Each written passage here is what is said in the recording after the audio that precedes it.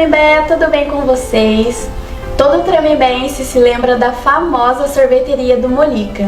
E hoje estamos aqui com a Cida e a Solange Molica para compartilhar com a gente um pouquinho das histórias na sorveteria.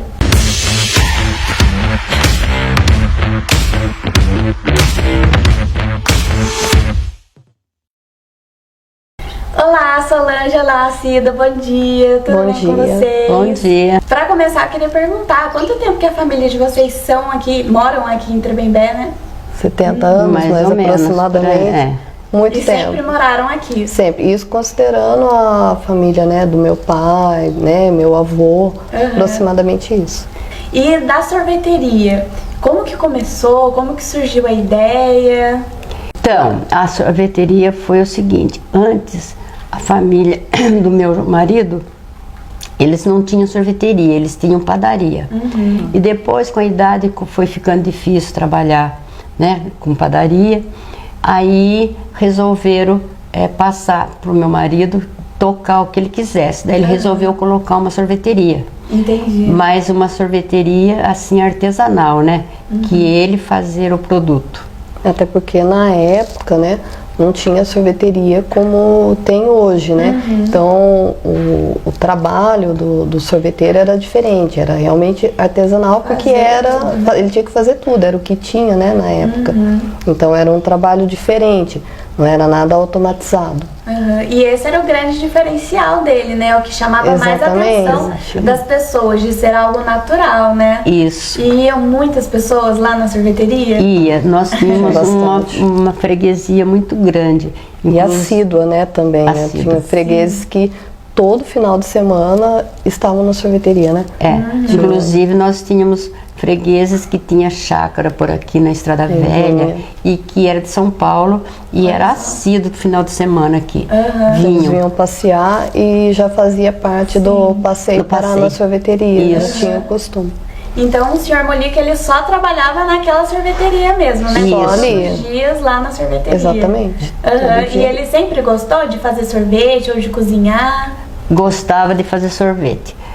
Foi desenvolvendo, né? Ele foi desenvolvendo o gosto, né? Porque como era padaria antes, quando ele começou a trabalhar com a sorveteria, ele foi desenvolvendo os sabores. Ele tinha alguns sabores iniciais e aí a partir daquilo ele foi pegando o gosto, foi conhecendo o trabalho e começou a fazer outros sabores.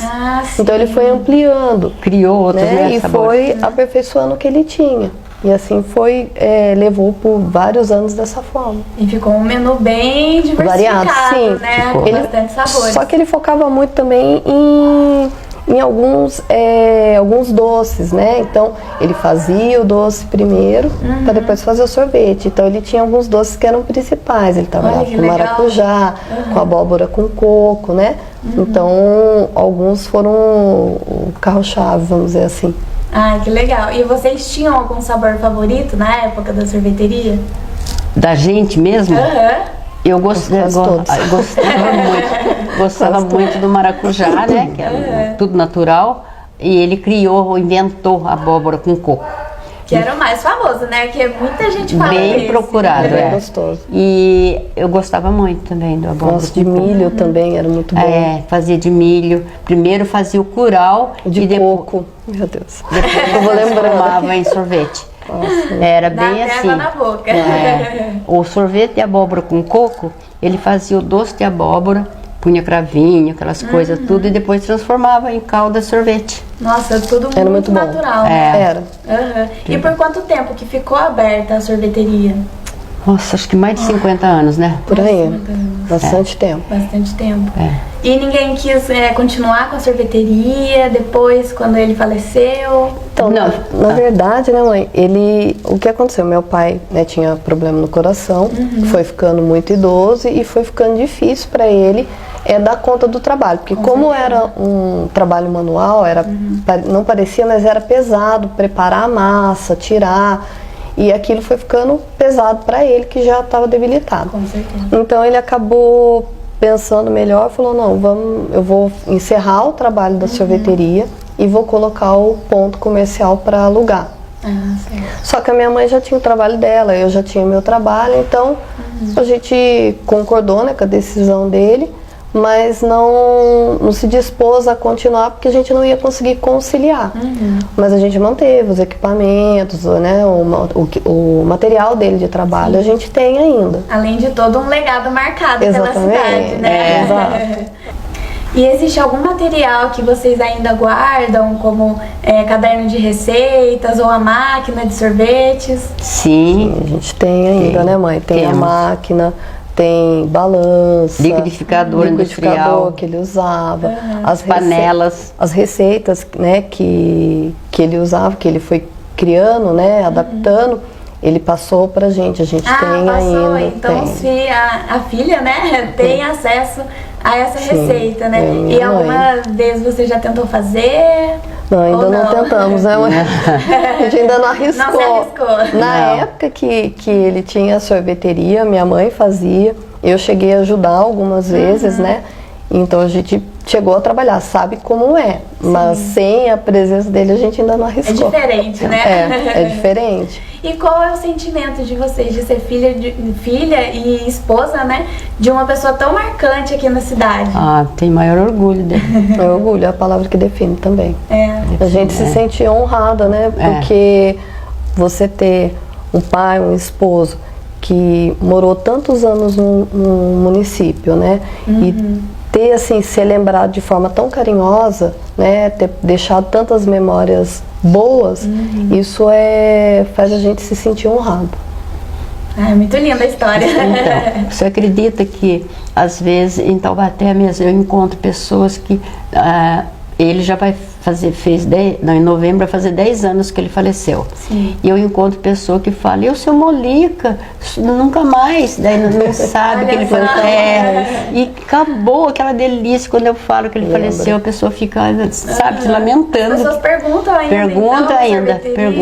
Pergunta. Mas o interessante é que, assim, além da questão do sorvete, muitas pessoas que iam para conversar também. Então, não tem só a lembrança, às vezes, do sorvete, tem a lembrança do bate-papo, da conversa, né? Era um ponto de amizade, né? As pessoas iam ali, aproveitava para rever as outras, né? E também com o sorvetinho.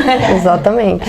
Tinha uns aposentados que durante a semana, toda a tarde, se reunia lá com ele e ficava no bate-papo. Conversando, falando, né?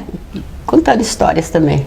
Com certeza, muito legal. E agora, para finalizar, eu queria perguntar uma história marcante que vocês têm na memória, na época da sorveteria. Nossa, acho que tantas. São muitas. Muitas, mas é difícil, assim, elencar uma em específico. Mas, não sei, assim, alguma... Você lembra alguma, mãe? Lembro, sim, que marcou, não uma vez só. Tinha, acho que uma vez por ano, depois que terminava a festa do Bom Jesus, que foi em agosto, né, dia 6, que é o último dia, tinha uma romaria que vinha de São José. E vinha assim na faixa de 30 ônibus. Eles iam até Aparecida e na volta o ponto era a sorveteria. Sim. Então, a gente ficava quase em pânico, porque não conseguia atender. Dá conta. Eu não esqueço isso. E todo mundo queria ao mesmo tempo, sabe?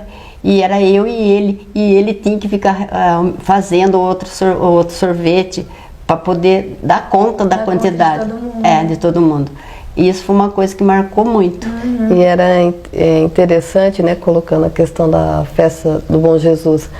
No dia da festa tinha um movimento muito maior, né?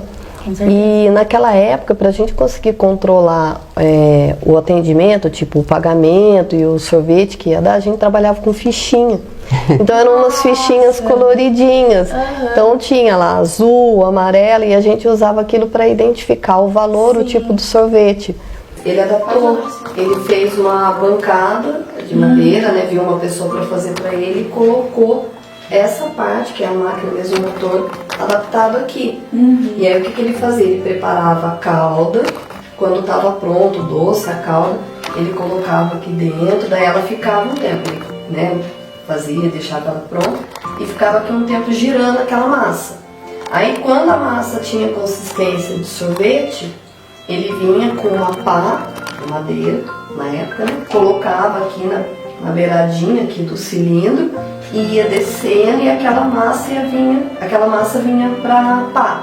Aí ele tirava e raspava em pote. Não sei se é fazer barulho. Não faz muito alto, não. Não tem problema. Só que ainda então, o negócio tá mesmo, isso aqui sobe, e daí ele põe a calda, e daí depois descia. Ele tem uma alavanca que tem que fazer, e ela vai aqui assim, mas aí saía,